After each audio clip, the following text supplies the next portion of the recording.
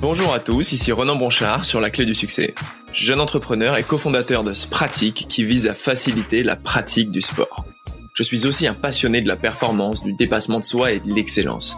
Alors, comment battre un record du monde à presque 40 ans, obtenir une médaille olympique à seulement 20 ans, permettre à une équipe en quête de résultats de tout gagner, ou comment devenir la première femme championne d'Europe, championne du monde, championne olympique la même année? On vous dit tout dans La Clé du Succès, où je vous propose d'échanger avec des coachs, des entraîneurs, des mentors ou encore des chorégraphes qui font briller des équipes et qui aident des personnes à faire ressortir le meilleur d'eux-mêmes. Ils vous permettent de dépasser vos limites, casser vos barrières psychologiques, se surpasser pour atteindre des objectifs qu'on pensait inaccessibles. Ces personnalités extraordinaires me dévoilent en quelque sorte leurs recettes, leurs secrets qui leur ont permis d'atteindre un réel succès avec les personnes qu'ils entourent. Alors je ne vous en dis pas plus et j'espère que ces échanges vous inspireront et que cela vous permettra peut-être d'obtenir le meilleur de vous-même.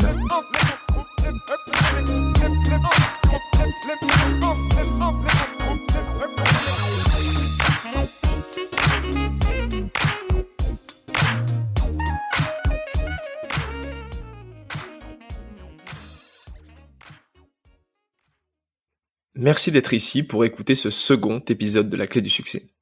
Aujourd'hui, j'accueille Cathy Fleury, un des plus beaux palmarès sportifs et entraîneurs du judo français. J'ai nommé le titre de ce podcast, je cite, « La persévérance, la clé d'un palmarès exceptionnel ». Alors pourquoi ? Parce que Cathy Fleury m'a tout simplement impressionné par sa force mentale et sa pugnacité pour arriver à franchir tous les obstacles qu'elle a rencontrés pour être une des femmes les plus inspirantes de sa génération. Première femme, tout sport confondu, à être championne d'Europe, championne du monde et championne olympique la même année, on apprend dans cet épisode comment en est-elle arrivée à ces résultats et comment elle a su remettre perpétuellement en question pour se réinventer et obtenir ce qu'elle voulait. Je vous invite à prendre des notes sur ce podcast, car elle nous livre aussi des conseils précieux qui sont vrais à tout niveau sportif, de l'amateur sportif au haut niveau. Comment bien choisir son coach, entraîneur, comment dépasser ses points de blocage, comment gérer l'échec. Enfin bref, on en apprend beaucoup aussi sur Cathy Fleury et sa nouvelle mission qui est d'être en charge des judokas paralympiques. Cela m'a beaucoup appris, parler à ce sujet avec Cathy, car c'est un milieu qu'on connaît peu et qui mérite à être plus révélé. Un épisode passionnant. Enfin, je le rappelle, n'hésitez pas à me contacter via vos réseaux sociaux préférés. Je serai ravi de parler avec vous, écouter vos conseils et prendre en compte vos remarques constructives. Et si vous avez envie de me soutenir dans cette aventure, je le rappelle, et que l'épisode vous a plu, je vous invite à me donner une super note 5 sur 5 sur iTunes ou sur votre plateforme d'écoute préférée. Je m'arrête là, je ne vous en dis pas plus et je vous livre enfin ma discussion avec Cathy Fleury. Bonjour Cathy Fleury. Bonjour. Merci beaucoup d'avoir accepté cette invitation sur le podcast La Clé du Succès. Je suis très admiratif de tout votre parcours, qui est tout simplement incroyable. Avant de commencer notre échange et de connaître les étapes d'une telle success story, si vous êtes d'accord, je vais présenter brièvement votre parcours. Cathy Fleury, vous cumulez les premières places. Première judoka française championne olympique en 92. Vous êtes aussi la première française, tous sports confondus, à remporter les 3 compétitions majeures, Jeux olympiques, championnat du monde et championnat d'Europe. Vous cumulez aussi 4 titres de championne d'Europe par équipe en 89, 91, 92 et 1993. Et vous vous dirigez ensuite vers une carrière d'entraîneur où vous coachez d'abord les jeunes au Pôle Espoir d'Amiens pendant 8 ans, puis entraîneur national de l'équipe féminine, puis entraîneur de l'équipe de France cadet pour être maintenant en charge des judokas paralympiques tricolores et superviseur au niveau international. Mais avant de revenir sur tout votre parcours incroyable, j'ai une première question. Pourquoi ce sport ? Qu'est-ce qui vous passionne et vous plaît dans le judo ? Alors, pourquoi ce sport ? C'est surtout en premier lieu parce que je l'ai essayé jeune. Donc, il y a tout de même un concours de circonstances. Je ne sais pas ce qu'aurait été ma vie si j'avais habité dans une ville où il n'y avait pas de club de judo. Donc effectivement là ça change de la donne. Alors j'habitais un tout petit village et il y avait à l'époque il y avait que du judo et du football et ils prenaient pas les filles au foot, donc ça a été assez vite réglé. Ça a été le football, d'accord. Voilà. Et donc et c'est vrai que j'ai très jeune apprécié ce sport. Après, à côté de ça, j'ai fait énormément d'autres sports. Hein. J'ai vraiment touché à beaucoup de choses, mais en ayant toujours le judo en fil rouge, en fait. Voilà. D'accord. Je viens de présenter. Oui. Alors, votre question, c'était voilà, pourquoi j'aime le judo, mais je pense que pour moi, c'est un sport extrêmement complexe et je crois que c'est cette complexité qui m'a plu, sans que j'en ai conscience, en fait, plus jeune, mais il y a, il y a 10 000 façons de construire son judo. Je veux dire, il y a pas de recette miracle, c'est très large. Et donc, je trouve que c'est un sport où, bien, j'ai envie de vous dire, tous les physiques, toutes les qualités, en fait, que chacun a différemment l'un de l'autre, peuvent s'exprimer. Et puis, c'est vrai que j'aime beaucoup ce duel de mano à mano aussi. C'est quelque chose qui est assez spécial et qui m'a plu voilà, immédiatement. D'accord. Bah, du coup, vous avez un parcours exceptionnel du coup, dans le judo. On peut vous considérer, j'imagine, comme une excellente judoka au vu de votre palmarès. Qu'est-ce qui fait un bon judoka selon vous? Bien, c'est difficile à dire parce que comme je vous l'ai dit, il y a des profils totalement différents en fait. Et alors, ce sont plus des qualités intrinsèques, voilà, et ce qu'on appelle en gros les qualités mentales en fait. Hein, voilà, vulgairement, on va dire. Ce sont les qualités de persévérance, bien sûr, de travail, voilà, mais du travail, de la persévérance, de la réflexion, de la réflexion, je pense propre, c'est quelque chose de très important. Voilà, il faut savoir bien évidemment, tout au long de son parcours, écouter ceux qui ont de l'expérience, etc. Mais il faut aussi savoir choisir pour son propre destin. Et ce qui nous permet de nous engager pleinement, voilà, dans le travail, dans notre activité, sur nos objectifs aussi. Ça me semble Donc finalement, quelque chose c'est d'important. plus un sport. On pense que c'est un sport physique, mais c'est plus un sport mental finalement, comme vous le décrivez. Bien, j'ai envie de dire que l'un et l'autre sont liés, mais effectivement, il me semble difficile de parvenir au plus haut niveau sans d'énormes qualités, comme on dit entre guillemets, mentales. Et à côté de ça, je pense qu'avec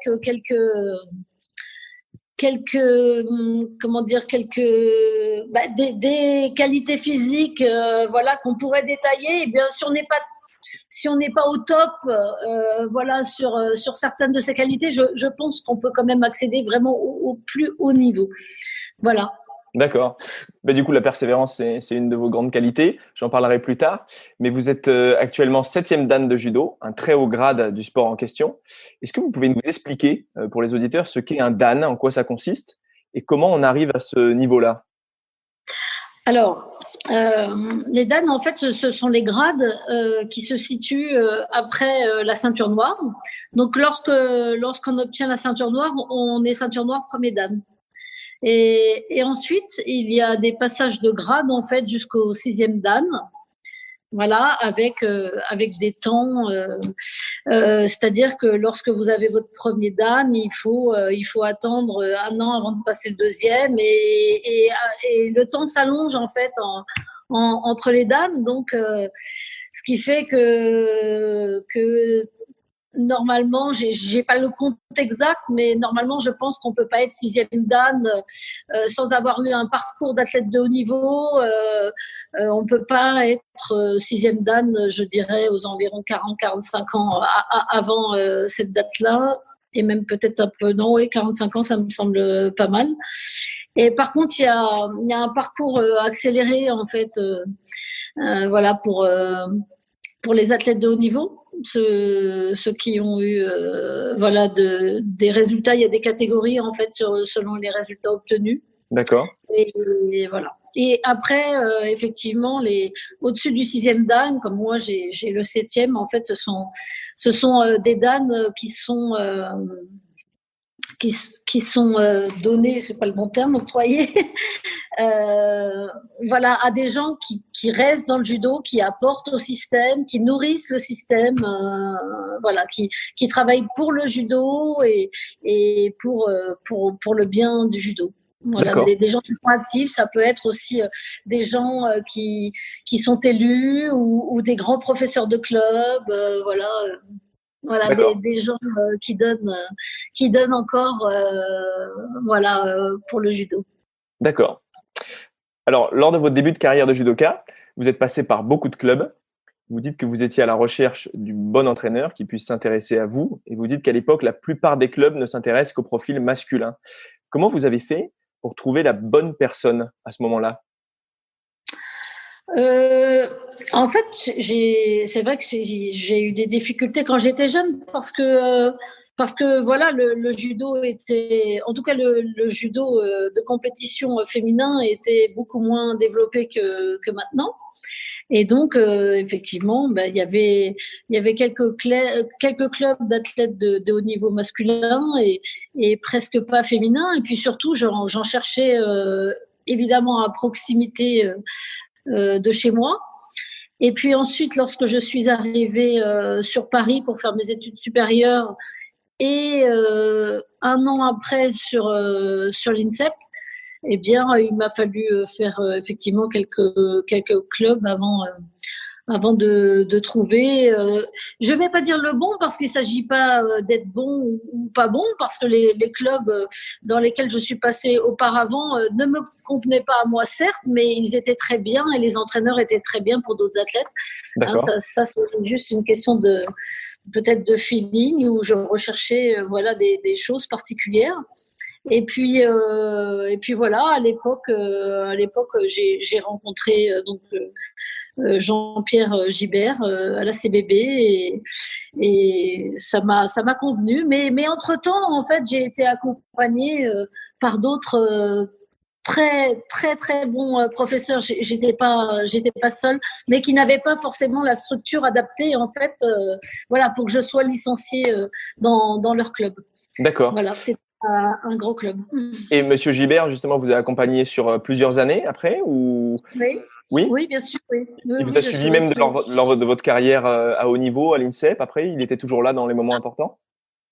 Oui, tout à fait. En fait, au club de la CBB, je ne sais plus avec Jean-Pierre combien d'années je suis restée. J'ai été championne du monde donc en 89 et championne olympique en 92. J'étais avec Jean-Pierre à la CBB. D'accord. Donc, on a parlé de l'INSEP justement. Donc au départ, c'est un parcours, on peut parler de persévérance justement, parce que vous êtes refusé 2 fois à l'entrée, vous êtes accepté la 3e fois, ça s'est joué à peu finalement. Vous avez été très persévérante.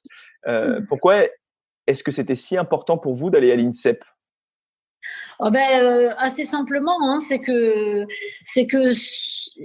en fait, il n'y avait que là qu'il y avait suffisamment de personnes de haut niveau pour pouvoir avoir un entraînement d'une qualité qui me permettait d'aspirer à un niveau supérieur au mien, tout simplement. Se confronter aux autres. Voilà. Oui. On a un sport individuel, mais comme vous le savez, c'est un sport qui se pratique qu'en groupe et le niveau du groupe, en fait, avec lequel on pratique est essentiel lorsqu'on veut progresser. Ouais. D'accord. Et est-il possible de devenir athlète justement de haut niveau ? Est-ce que vous en connaissez qui sont passés sans l'INSEP ? Ils sont passés à un moment par l'INSEP. D'accord. Voilà. À un moment, ils sont passés par l'INSEP. Alors, effectivement, ça a pu être pour certains assez tôt, pour certains vraiment beaucoup plus tard, mais ils sont tous passés par l'INSEP. Oui. Et donc du coup, pendant cette INSEP, donc vous préparez des grandes compétitions, dont Pampelune en championnat d'Europe en 88. Alors malheureusement, vous êtes la seule Française à venir sans médaille. On doit l'encaisser très mal, j'imagine. Mais vous dites que ça vous a énormément servi et que votre engagement a été supérieur par la suite. Vous obtenez d'ailleurs l'or olympique en 92. Pensez-vous qu'un revers, en général, une déception, elle est nécessaire pour atteindre un succès que vous avez pu l'avoir en 92 avec l'or olympique? Eh bien, je sais pas, je peux pas dire qu'elle soit nécessaire. Là, en l'occurrence, c'était très dur à vivre pour moi puisque c'était ma première sélection sur un grand championnat, en l'occurrence là, le championnat d'Europe. Et effectivement, au sein d'une équipe extrêmement forte, et donc nous étions 7 sélectionnés, 6 médailles et moi, voyez-vous. Donc effectivement, là, lorsqu'on est jeune, alors du coup, je devais avoir quelque chose comme 20 ou 21 ans.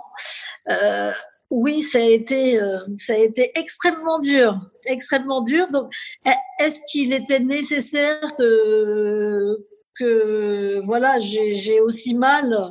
Je ne sais pas. Hein, en tout cas, ça s'est passé. Non, mais je pense que, bien évidemment, tout le monde a des échecs dans sa carrière. En fait, ça dépend juste, voilà, comment on les gère. Je veux dire comment on les gère et comment on les digère. Oui. Et ce qu'on en fait. Et ce qu'on en fait, ça peut servir de tremplin pour certains. Ça a été mon cas, et pour d'autres, c'est l'effondrement. Voilà, évidemment que c'est essentiel de savoir rebondir après des échecs et de les avoir digérés mais compris. Ça, c'est important aussi, évidemment. Il ne s'agit pas de juste faire comme si ça n'avait pas existé, en fait. Hein. Non, il faut en tirer voilà, des lignes de travail,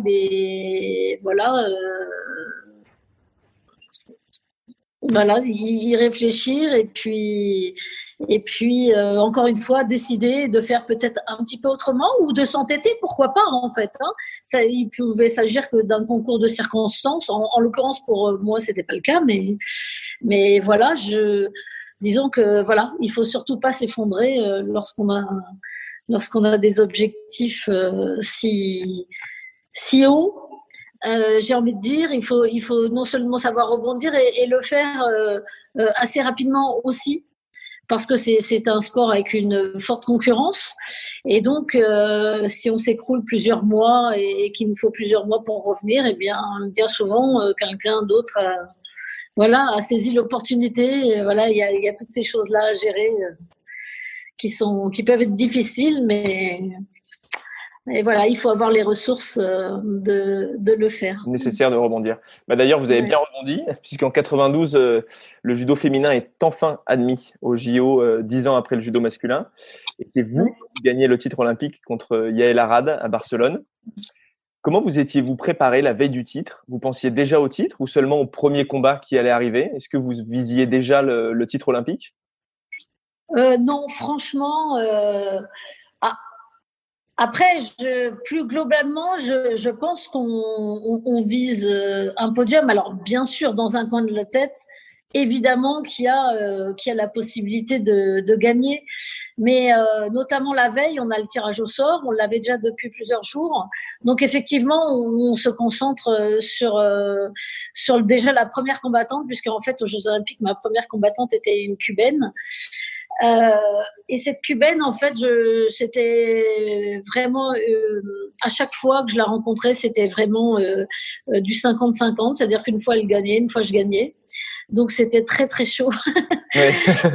et là du coup j'envisageais, voilà, j'étais ultra concentrée sur focus sur cet objectif déjà. Ouais, ça c'est clair parce que c'était un combat extrêmement fort pour moi et voilà, c'est le coup près quoi. Si on passe pas celui-là, c'est fini. Donc j'avais pas voilà de quoi penser à autre chose qu'à ce combat-là.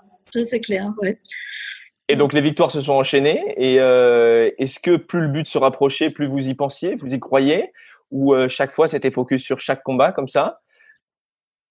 Ouais, je crois que à part, c'était focus sur chaque combat parce qu'en fait, en judo, à part en fait le seul combat où on combat encore après, où on aura encore à combattre après. Mais si on le passe, c'est la demi-finale. Et là, on est sûr d'avoir une médaille. Donc, je pense que jusqu'à la demi-finale, voilà, j'étais voilà, concentrée sur le combat qui allait venir. Et c'est vrai que par contre, la gestion entre une demi-finale et une finale, là est vraiment différente. différente parce qu'il y a, malgré soi, il y a un soulagement énorme. On sait qu'on est médaillé olympique. Oui. Mais il va falloir recombattre. Et donc, Il faut pas relâcher. Voilà, il y a une bagarre avec soi-même pour quand même, de toute façon, on est content quelque part, on est content, mais on sait aussi que c'est pas bon d'être content parce que si on est déjà content, c'est qu'un peu on est en dehors un petit peu de ce truc-là. Donc, on se bat, voilà, pour refouler ces émotions de joie et c'est pas simple en fait. C'est pas simple. Ouais, contre soi-même pour se refocus sur l'objectif final finalement. Voilà, c'est ça, ouais. Et justement, alors, vous avez dit, j'ai lu que ce combat était un combat très fermé, donc je l'ai regardé aussi. Et voilà, moins engagé que je vais pas aller jusque-là, mais moins engagé que d'autres peut-être. Est-ce que la tactique d'un combat, justement, elle se prépare avant par rapport à l'adversaire ou elle se fait pendant le match? Elle se jauge pendant le match?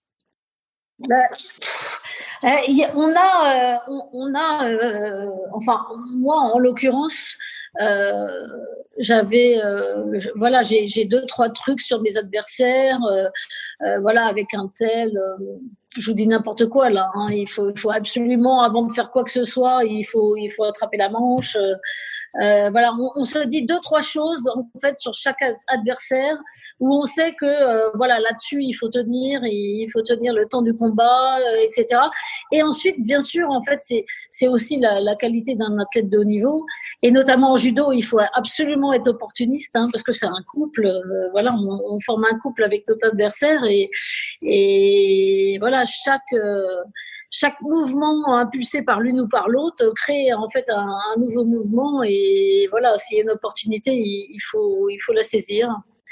Et donc, non, j'avais pas spécialement, je l'avais déjà rencontré, mais pas beaucoup de fois, en fait. Je sais pas si c'est 1 ou 2 fois, donc j'étais pas spécialement, je pense pas, ou je m'en souviens plus, mais je pense pas avoir eu vraiment une tactique bien établie. Mais d'ailleurs, je suis sûre que non, parce que je n'en avais pas spécialement, mis à part, je vous dis, parfois peut-être 2 choses qu'on garde à l'esprit, voilà, durant tout le combat, mais voilà, pas plus que ça. D'accord. Pas plus que ça, non, sur ce combat, en fait, ce que je retiens quand je vois les différences qu'il peut y avoir avec les autres combats que j'ai faits sur cette compétition, ce que je retiens, c'est que l'une comme l'autre, je pense qu'on a eu une pression énorme. Alors moi, ma petite pression française et ce que j'avais, évidemment, cette envie, comme je vous ai expliqué avant, cette envie d'avoir de la joie parce que j'étais déjà sûre d'être médaille olympique, et puis cette envie évidemment de gagner cette compétition. Mais je pense qu'on ne s'est pas du tout libéré. Et elle, parce que elle est rentrée en finale en sachant que c'était la première médaille olympique pour Israël, tout sport confondu. D'accord. Donc imaginez qu'elle aussi, elle avait une pression mais énorme. Oui. Et je pense que du coup, en fait, ces 2 choses-là ont fait que c'était un combat, franchement, je le dis carrément, assez moche, et voilà, très long, pénible, et on était un petit peu les deux à pas vouloir prendre de risques et à rester dans la tactique, ce qui au bout du compte, voilà, donne ce combat qui est long à regarder. Mais voilà, j'ai eu voilà cette chance, cette chance. Voilà, j'ai envie de dire qu'on n'a pas été très bonnes les deux, et que au sorti de ce combat-là, c'est moi qui ai gagné, voilà. Non, mais c'était quand même intense, et puis vous avez une médaille olympique à la fin, et vous dites ce qui reste, c'est une satisfaction personnelle intense qui est de l'ordre, je suppose, de celui qui a eu son diplôme au bout de beaucoup d'années d'investissement. C'est ce que vous avez dit quand vous pensez à votre titre olympique. Et en termes d'investissement, justement, la préparation olympique doit être assez difficile. Qu'est-ce qui a été le plus dur pour vous durant toute cette préparation, j'imagine, de 4 ans? J'ai envie de vous dire de garder ma place, de rebondir sur les échecs, parce qu'en fait, du coup, ce qu'on a oublié de dire, c'est qu'en 89, vous avez parlé de mon échec à Pamplonne en 88, mais 1 an après, en fait, un an et demi après, ça devait être en octobre, en octobre, je crois, 89, j'ai été championne du monde. Et donc, voilà, là, c'était pour moi la première grande victoire exceptionnelle. Voilà, avant, j'ai été championne d'Europe. Donc, 1 an après, en fait, Oui, c'est ça. Un an après ces championnats à Pamplonne où je suis revenue sur médaille. Un an après, j'ai été championne d'Europe et un an et demi après, j'ai été championne du monde. Et là aussi, en fait, du coup, il y a une dimension mentale qui change totalement. On passe de l'athlète en fait qui a soif de médaille d'or, qui ne s'entraîne que pour ça, voilà, à une athlète qui est championne du monde et qui doit garder sa domination. Et là, ça change la donne aussi énormément. Et donc, entre 1989 et 1992, j'ai aussi beaucoup perdu, figurez-vous. Ouais. Voilà. Et voilà. Et donc, il a fallu se remettre en question. Il a fallu, voilà, prendre d'autres directions de travail, se libérer mentalement de ces titres de championne du monde et de championne d'Europe. Voilà, pour se remettre dans une dynamique j'ai envie de dire, de jeune athlète, tout simplement, qui va à la conquête d'un titre qu'il n'a pas et qui doit, voilà, penser sans vouloir préserver son rang. Voilà, préserver son rang, c'est vrai que ça nous donne des attitudes bien pas très bénéfiques au combat. Voilà, ouais, ça nous fait rester sur la réserve. Voilà, on a du mal à se libérer parce on se dit que c'est peut-être pas la peine de prendre de risques. Or, la prise de risque en judo est absolument nécessaire pour faire de belles choses et d'arriver à empiler les victoires. Et voilà, donc il m'a fallu un petit peu de temps.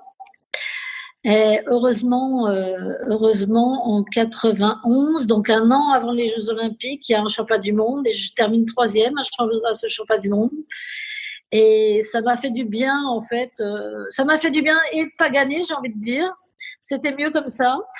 Et quand même de remettre un pied à l'étrier sur le podium du judo mondial, en me disant que du coup il me restait un an devant moi et là par contre oui, donc je suis repartie sur cette année de travail avant les Jeux Olympiques pleine d'enthousiasme et pleine d'envie. Voilà. D'accord. Bah oui, et j'imagine que vous avez eu peut-être beaucoup de pression quand vous avez gagné justement ces championnats d'Europe et ces championnats du monde après par la suite à Belgrade en 89. Oui, c'est ça. Ouais. Vous avez ressenti justement cette pression de vos pairs justement ou pas trop? Est-ce que vous aviez justement quelque chose à défendre et vous avez eu cette pression de il faut absolument gagner ce titre olympique ou finalement vous l'avez pas trop ressenti comme ça? Non, mais je pense que la pression, on se la met souvent tout seul en fait. Hein. On se la met souvent tout seul. Encore une fois, moi je dis c'est l'athlète qui doit décider, c'est l'athlète qui fait ses choix, c'est lui qui s'engage et c'est lui aussi qui fait parfois des conneries tout simplement, qui pense un petit peu à côté de la plaque, voilà, qui se met en retrait. Mais pour cela, on n'a pas besoin d'incriminer les autres. On est des adultes, on est des gens accomplis. On est quand même censé, quand on arrive à ce niveau, se connaître un minimum et savoir là où on veut aller. Et donc, on a juste à se remettre en cause soi. C'est déjà un gros boulot. C'est ça, c'est comme ça qu'il faut penser. Hein. D'accord. Voilà. Et 3 semaines avant le jour J d'Atlanta, c'est là où vous obtenez votre professorat de sport ou c'est par la suite? Non, c'est ça. 3 semaines avant les Jeux d'Atlanta, j'ai eu la satisfaction d'être prof de sport. Ouais. Et qu'est-ce qui vous a donné envie justement d'être entraîneur après un tel palmarès en carrière individuelle? Du coup, c'est un petit peu ce qui en découle parce que, en fait, je voulais arrêter ma carrière avant. En fait, j'ai voulu arrêter ma carrière en 93, donc un an après les Jeux. Alors c'est vrai que voilà, j'ai beaucoup profité de cette année, évidemment, pour faire des choses différentes, moi m'entraîner, bien évidemment, profiter, voilà, des invitations, de plein de choses. Et puis il y a eu un championnat du monde parce que voilà, on est athlète de niveau et donc les compétitions s'enchaînent. Donc en 93, oui, il y a eu un championnat du monde et j'ai terminé 5e. Et voilà, franchement, j'avais envie de passer à autre chose en fait, en gros. Et puis j'avais envie, oui, de basculer vers le côté professionnel et donc d'entraîner. Et puis voilà, j'ai eu des conversations avec les élus et les responsables de l'époque qui m'ont dit, bah oui, c'est gentil, mais t'as rien dans les mains, quoi. T'as pas de diplôme, faudrait peut-être. Alors, en fait, j'ai arrêté 6 mois. 6 mois le judo, même peut-être 8 mois. Ouais, 8 mois. J'ai passé mon brevet d'État pendant ce temps-là. Et puis le judo me manquait aussi quand même. D'accord. Et puis j'ai repris l'entraînement et parallèlement j'ai passé le concours d'entrée. Il y avait un concours d'entrée à l'INSEP en fait pour faire une promotion annuelle d'études pour passer le professorat de sport. Donc il y avait 18 mois d'études. Voilà, donc j'ai passé et il y avait une sélection en fait. Donc j'ai passé les sélections, j'ai été prise et donc j'ai continué à m'entraîner parallèlement en reprenant mes études.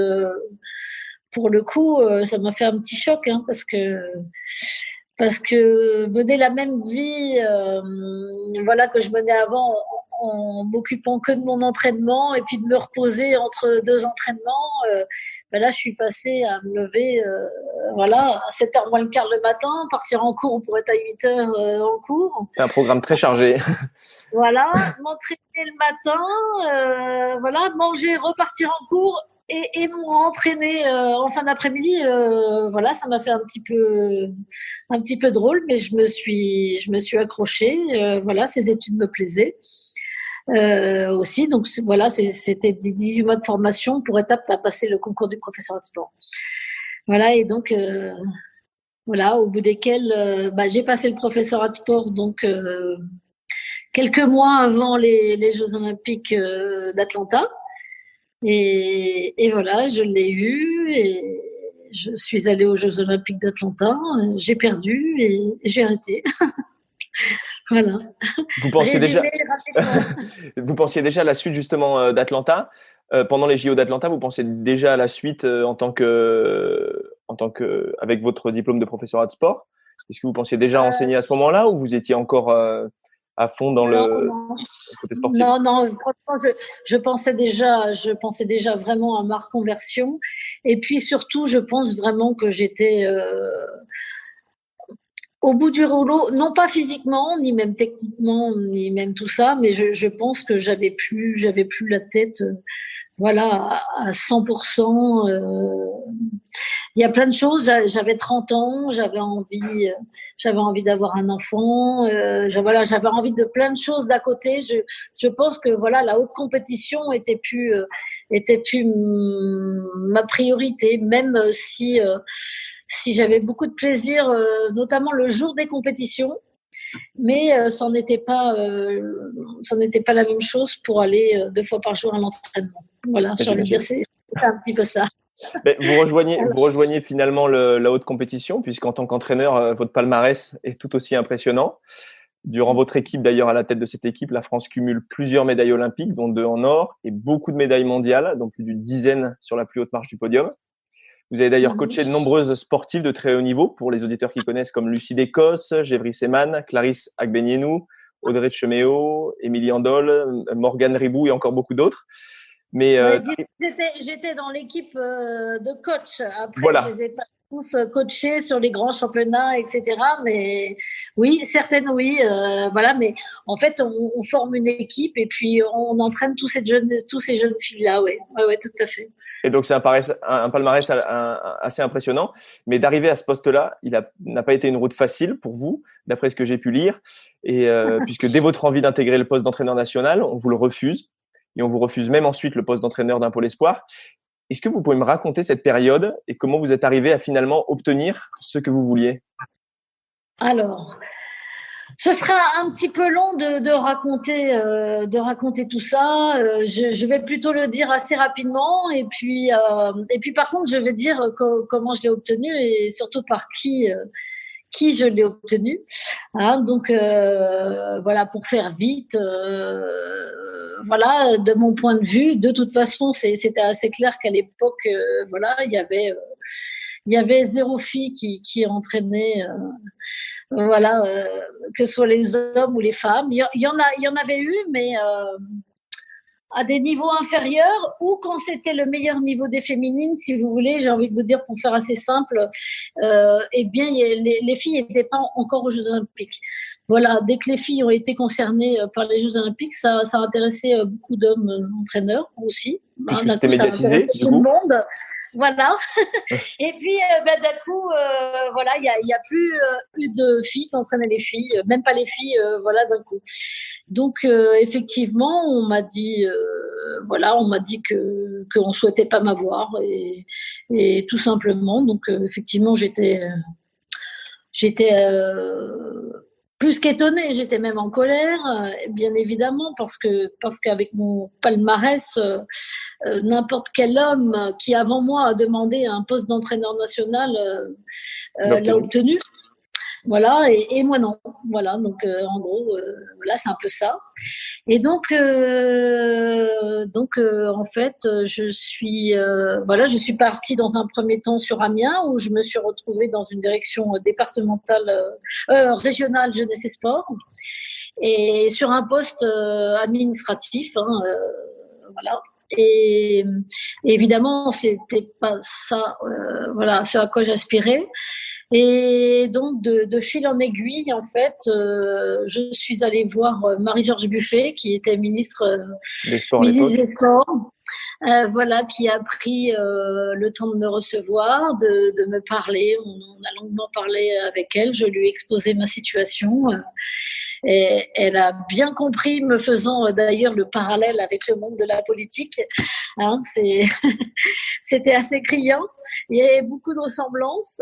Et en fait, elle m'a octroyé, voilà, dans un premier temps, un mi-temps, en fait, pour entraîner le pôle espoir d'Amiens. Voilà, en attendant que la fédération veuille bien me prendre, eh bien, à plein temps dans le contingent de ces cadres, voilà, qui faisaient ce même métier. Et donc, grâce à elle, j'ai pu exercer et avoir vraiment d'excellents résultats sur cette section, ce qu'on appelait avant les sports-études, donc Pôle Espoir. Voilà, ça a été une superbe expérience. Je me suis formée auprès de ces jeunes, et puis j'en ai amené pas mal en équipe de France. Et du coup, assez pour qu'on ne puisse pas faire semblant de ne pas me voir, en fait. Ce n'était plus possible. Vous vous êtes fait entendre, voilà, par un autre moyen. Voilà. Et puis, c'est vrai aussi que, en fait, donc, j'ai pu entraîner l'équipe de France senior lorsque Brigitte Dédier, hein, qui est la première femme à avoir été DTN, ouais. Et la seule d'ailleurs, hein, j'ai envie de vous dire, à avoir été DTN de judo. Bien, c'est elle qui m'a voilà, qui m'a embauchée dans son équipe, qui m'a fait venir sur les équipes de France senior féminines. Voilà. Ça, c'est en quelle année, du coup? Et ça, c'était, donc, je suis rentrée en 2005. 2005, voilà, ouais, en 2005. Est-ce que vous vous rappelez votre premier titre en tant qu'entraîneur au sein de l'équipe de France? Le premier titre que l'équipe de France obtient quand vous êtes entraîneur? Il y a eu les championnats du monde par équipe. Il y a eu les championnats du monde par équipe en 2006. Donc, c'était très rapidement, parce que moi, j'ai dû rentrer à l'INSEP en octobre 2005. D'accord. Donc, on doit y être assez rapidement. Après, il y a eu un superbe championnat d'Europe qui était aussi en 2006, qui devait être en Finlande, à Helsinki, je pense. Il me semble. Mais vous avez une suggestion à me faire, là, ou... Non, c'était. Est-ce que justement ces premiers titres que vous voyez en tant qu'entraîneur au sein de l'équipe de France, est-ce que ça a été pour vous une manière d'être reconnu et de se dire enfin, est-ce que vous avez dû attendre ce premier titre pour être reconnu en tant qu'entraîneur féminin, justement? Ou est-ce que dès que vous êtes rentré au sein de l'équipe de France, vous étiez reconnu et vous étiez complètement accepté, même auprès justement des hommes qui pouvaient Ah non, pas du avoir tout. cette influence. Ah oui, oui, non, là, je comprends mieux votre question. Mais, je me suis jamais sentie pleinement acceptée, j'ai envie de vous dire. Hein. Jamais. D'accord. Sauf une période, enfin pleinement acceptée. Comment vous dire, c'est pas, j'en veux à personne, hein, c'est pas, mais moi je dis qu'on évolue toujours dans un milieu où voilà, il n'y a aucune femme qui est portée au nu, hein, en tant qu'entraîneur, il faut pas rêver, hein, voilà. Mais j'ai envie de vous dire aussi que malgré tout, il n'y a aucun homme non plus qui est porté vraiment au nu. Hein. C'est quand même des places où on est critiqué très souvent, etc. Et puis, mais bon, j'ai envie de vous dire que la différence, elle existe toujours et que oui, on peut vous respecter de là à je ne sais pas comment dire, mais voilà, On n'a pas le droit à rare. l'erreur. On n'a pas le droit à l'erreur. Oui, non, mais c'est même pas ça, c'est pas qu'on a, mais c'est plus que, alors qu'on n'ait pas le droit à l'erreur, ça c'est sûr et certain.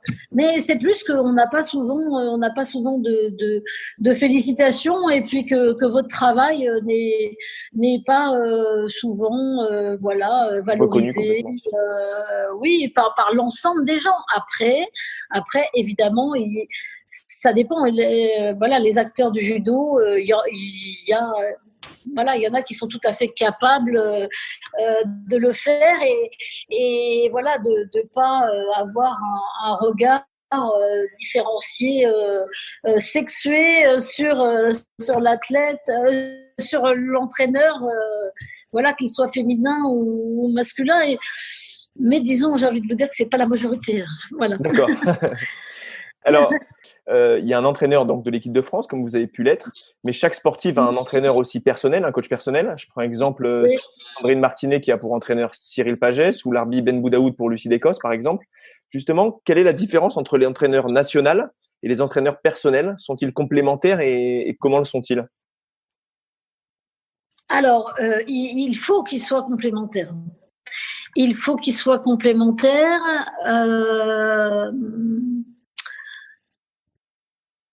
Ça se passe parfois bien, parfois ça se passe très mal.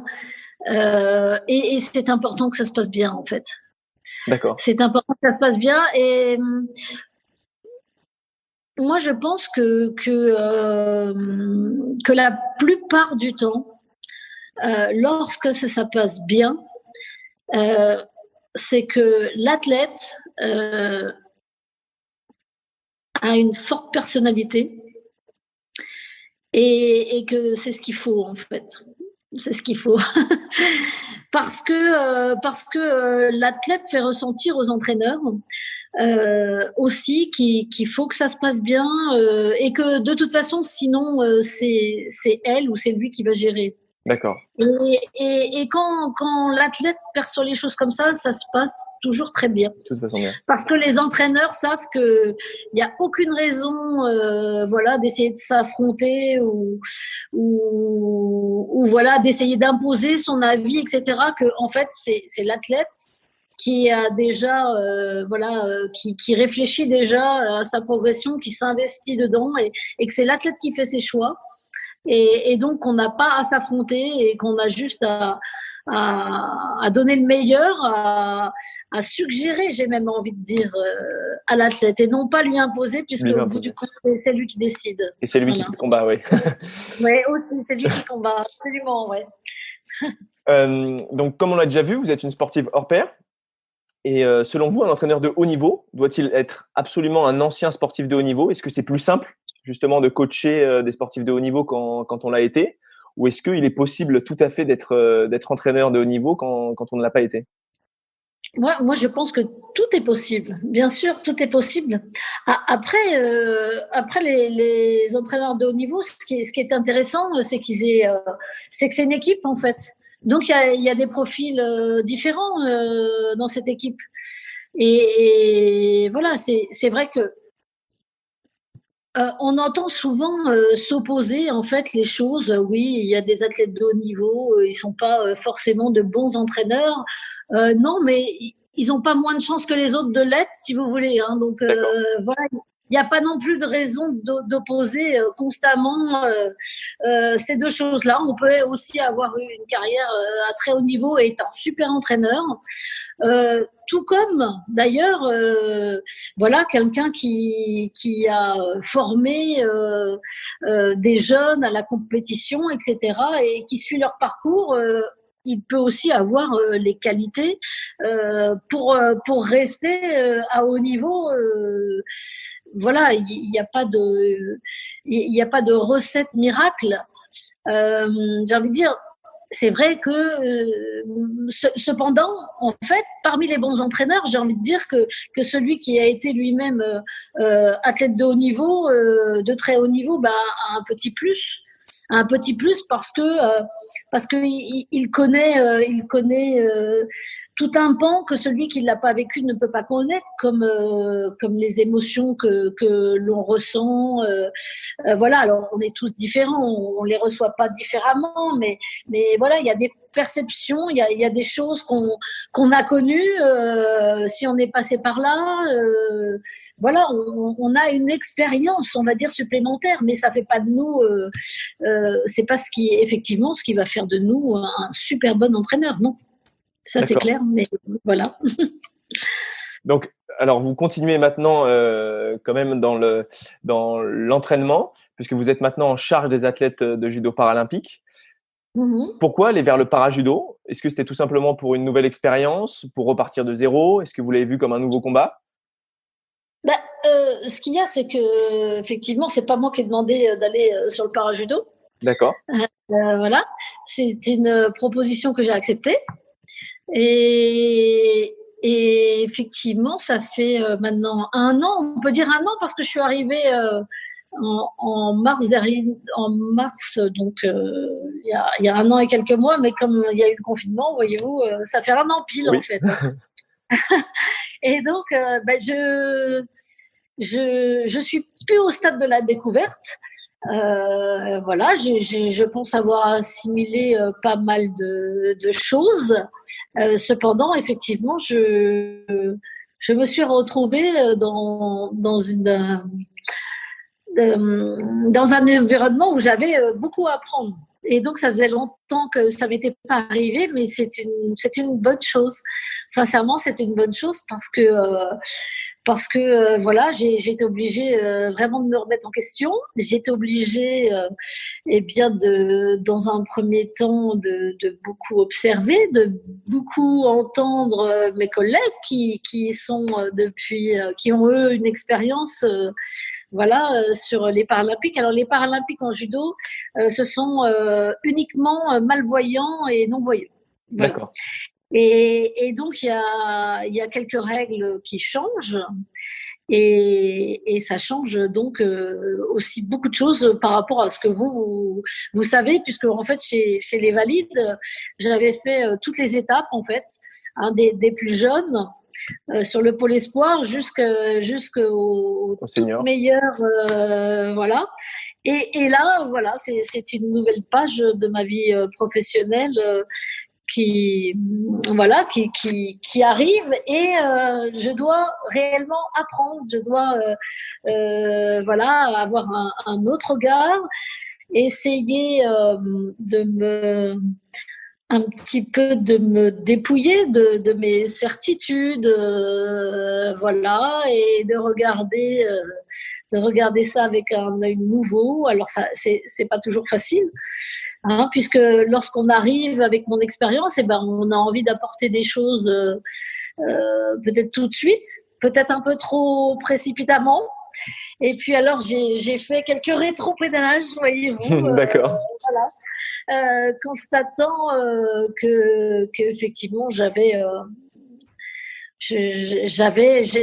trop tendance, à faire des parallèles là où il n'y a pas à en faire. Il y a à prendre des nouveaux athlètes qui ont des qualités un petit peu différentes, et puis à essayer de tirer le mieux d'eux, mais sans pour autant calquer les choses sur ce que j'avais vécu. Donc c'est très enrichissant, et pour vous dire, je commence à me sentir à l'aise.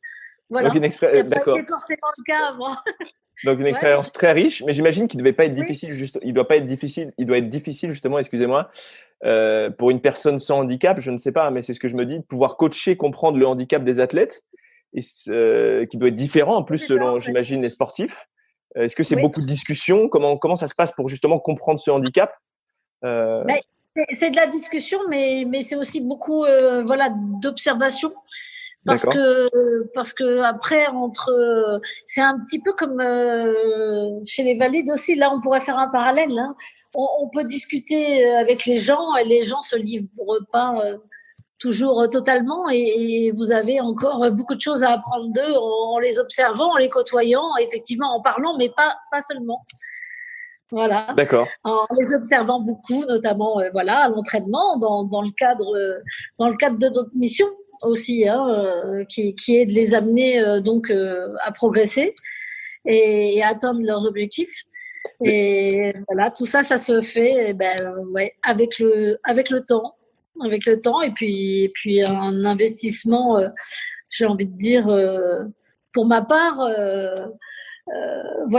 différent de ce que j'ai pu faire avant. Et l'entraînement, d'ailleurs, en parlant d'entraînement, est-il différent de celui qui est donné justement en équipe de France de judo senior? Est-ce qu'il est adapté? Est-ce qu'il y a un type d'entraînement spécifique, ou ce sont des entraînements assez similaires, que ce soit sur la structure de l'entraînement, sur le type d'entraînement? En fait, c'est ça, on pourrait considérer, quand on voit les choses grossièrement comme ça, que c'est assez similaire.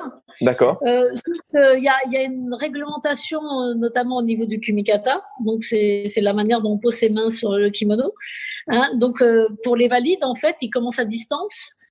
Et toute cette phase, en fait, est extrêmement importante. C'est-à-dire que, qui va avoir posé ses mains là où il veut en premier, c'est presque tout le combat, si vous voulez.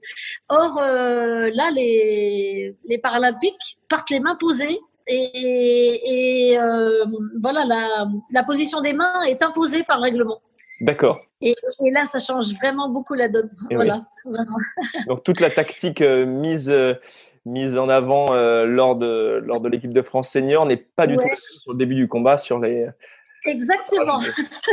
Ah oui, c'est très intéressant. Ouais. J'en profite avant d'aborder la dernière partie avec des questions beaucoup plus rapides, juste pour dire qu'il y a de vrais enjeux et des vraies performances autour du Paralympique, et que cela mériterait d'être plus médiatisé, et qu'on a en France des grands champions. J'ai pu justement, en préparant l'interview, moi-même je ne le savais pas, il y a des grands champions et championnes paralympiques, à l'image de Sandrine Martinet par exemple, qui a un palmarès formidable, et on entend peu parler. Je trouve ça dommage, donc je voulais en profiter pour le dire. Donc je vais aborder les dernières questions rapides pour entrer un peu plus dans la peau, on va dire, de la sportive et entraîneur Cathy Fleury. Osotogari, Araigoshi, Uchimata, Ouchigari, il existe beaucoup de techniques en judo. Quelle est votre technique de judo préférée? Alors moi, c'est ce qu'on appelle un spécial, en fait. Donc moi, mon spécial, c'était Teguruma, et c'est une technique qu'on n'a plus le droit de faire. En attrapant en dessous de la jambe, c'est ça, hein? En dessous de l'entrejambe. Ouais. Donc depuis, la réglementation a changé. Et donc, je pense que debout, c'était le mouvement sur lequel je le marquais le plus. Sinon, après, je dirais, j'étais plutôt en jambes, donc en mouvement de jambes, donc plutôt Osotogari et Ouchigari. Sinon, voilà. D'accord. La chose la plus inattendue en compétition, que ce soit en tant qu'entraîneur ou sportif, que vous avez pu voir? Ah là, il aurait fallu que j'y réfléchisse avant. La chose la plus inattendue… Oh, j'ai envie de dire, mais qui est fabuleux. Et je lui ai dit à Émilie, donc ça me dérange pas de le redire, et je pense qu'elle m'en veut pas.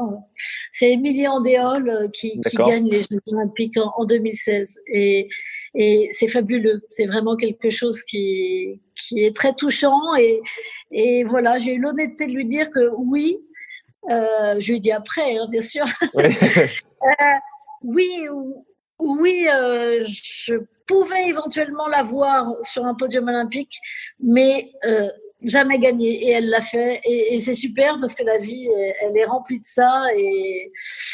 Et ça me fait penser, c'est vrai que lorsque j'étais au Pôle Espoir, donc j'enseignais à des jeunes hein, qui avaient à partir de 14 ans, je leur disais surtout, en fait, je trouvais qu'ils avaient vraiment besoin d'avoir confiance en eux, que c'était tellement ça qui leur manquait, etc. Et il y a une phrase, une citation que j'adore, et ils ne savaient pas que c'était impossible, alors ils l'ont fait. Ils l'ont fait. Et je trouve que du coup, ça colle bien à Émilie, quoi. Vous voyez, heureusement que je lui ai pas parlé moi avant, parce Oui. que j'aurais certainement ressenti que je pensais pas que c'était possible qu'elle gagne, et elle l'a fait, et voilà, c'est superbe. Rien qu'en en parlant, vous voyez, j'ai encore des. Vous avez la chair de poule. Ouais, c'est vrai, ouais, parce que c'était vraiment, c'est magnifique ce qu'elle a fait. Voilà. Et puis ça fait du bien qu'on se fasse rabattre le caquet de temps en temps. Voilà, ça nous permet aussi à nous de réfléchir parfois sur les positions qu'on a ou des opinions. Alors voilà, bah, de se dire que voilà, c'est beau, c'est le sport. J'aime le sport comme ça en fait. Et il y en a souvent dans notre sport. C'est ça qui est beau aussi en fait. Et ben, vous m'avez fait frissonner aussi. Ouais, tout comme elle, il y a pareil, en 2016, il y a un Italien qui a gagné, qui sort de nulle part. Je peux vous assurer que tout le monde du judo, personne n'aurait misé un copec sur lui, quoi. Voilà, et il a gagné. Et ça, c'est tellement, ces moments-là, ils sont exceptionnels dans nos sports, et il y en a quasiment à tous les Jeux Olympiques. Et franchement, je trouve aussi, c'est là où on revient à, vous voyez, votre première question. Ce sport est si complexe qu'à un moment, sur une journée, voilà, il y a des gens qui, comme ça, se révèlent et personne ne les attend. Et franchement, je trouve ça, voilà, c'est une des parties de notre sport que je kiffe. Qui vous fait rêver. Ouais. Alors, peut-être ça sera Émilie Andéol, mais la judoka que vous pensez qu'il faut suivre de près et qui a un bel avenir sportif devant elle. Alors, j'imagine qu'il y en a plusieurs. Là, maintenant, là. Oui, si vous en aviez une. Ah, alors, comme je suis superviseur sur la fédération internationale, donc je suis beaucoup les grands championnats. Et on voit arriver une jeune fille française là que je trouve superbe, qui s'appelle Sarah Léonie Sizik. D'accord. Et sur ce que je vois, je crois énormément en elle, énormément. Et puis, alors, il y a le fait que les Jeux Olympiques sont retardés d'un an, là, reportés d'un an. Et alors, pour certains, c'est pas une très bonne nouvelle. Mais alors, pour elle, c'est une super. ça tombe vraiment à pic parce que elle est vraiment extrêmement forte déjà. Mais voilà, on aurait été peut-être quelques mois un peu trop tôt pour qu'elle se soit l'épanouissement complet. Et alors là, je me dis qu'avec un an de plus. Voilà, ouais. Ça tombe à pic. Et ben parfait, donc affaire à suivre.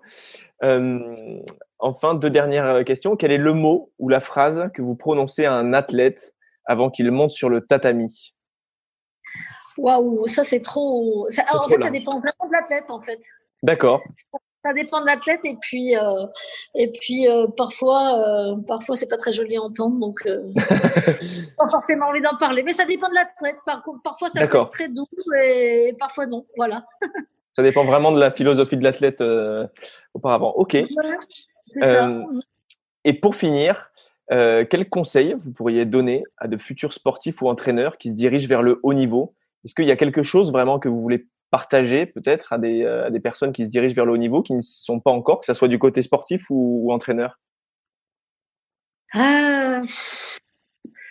Eh bien, c'est ça aussi, c'est un petit peu difficile parce que voilà, il y aurait tellement de choses. Mais qu'est-ce qui vous aurait aidé, vous, avant votre carrière de sportive ou d'entraîneur? Qu'est-ce qui vous aurait aidé que quelqu'un vous dise et que vous auriez aimé entendre avant d'en arriver là? Euh, moi, je crois que les gens doivent suivre leur envie et puis comme pour les athlètes, hein, parfois on n'arrive pas à ce qu'on veut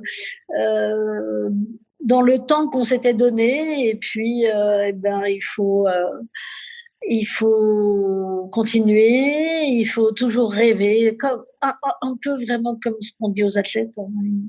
Il faut toujours y croire, il faut croire en son étoile, il faut mettre en œuvre tout ce qui est possible de mettre en œuvre pour arriver à ce qu'on veut et après advienne que pourra. Hein. Parfois on n'a pas toutes les cartes en main, mais il faut déjà regarder vraiment ce que soi on peut faire en fait. D'accord. Voilà. Faire déjà, voilà, faut déjà faire son taf avant de regarder à côté. C'est déjà, voilà, ça c'est une bonne chose. D'accord, toujours y croire du coup. Merci Cathy Fleury en tout cas. Ouais. Je vous souhaite un bon courage pour la suite, votre aventure avec le judo paralympique, qui j'en suis sûr sera de succès, j'en suis sûr. J'espère, oui. Et merci beaucoup pour toute cette interview. Merci à vous. Voilà, l'épisode s'est encore fini trop vite pour ma part. Merci beaucoup d'en être arrivé jusqu'ici et d'avoir écouté cette discussion fascinante avec Cathy Fleury. Je vous avoue qu'en étant ancien judoka, parler avec Cathy a été vraiment passionnant et inspirant pour moi.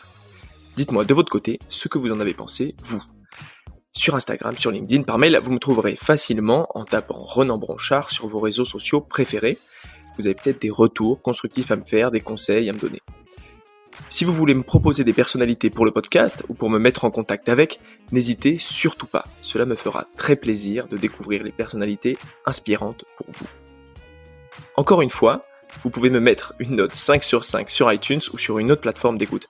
En fait, cela m'aide énormément et me permet vraiment de faire connaître un peu plus ces discussions avec ces personnalités inspirantes. Pour le 3e épisode, l'entraîneur qui viendra sur la clé du succès a permis à un de nos athlètes français de devenir le plus vieux champion du monde de l'histoire de l'athlétisme. Je ne vous en dis pas plus et on se retrouve sur le prochain épisode. Salut!